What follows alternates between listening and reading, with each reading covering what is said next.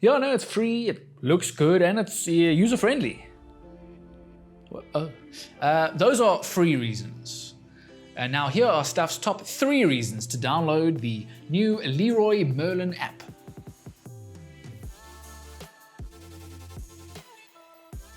The first reason is project-based shopping lists. In the app, you can group related items together on a per-project basis.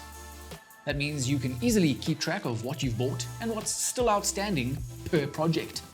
The second reason is the app allows you to scan the barcodes of Leroy Merlin stock when you're in store.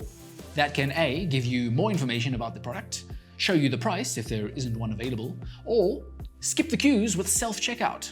That's pretty cool. And the third reason, it's multilingual. Le app ungayithola ngesingisi, in Afrikaans, kaSesotho, leSetswana, nesiZulu. Sho ukuthi ingasebenziswa ngabonke abantu kuMzantsi Afrika. There are many more reasons to download the Leroy Merlin app. Maybe you just don't want to go to the shop. I'm gonna go and buy some bricks now.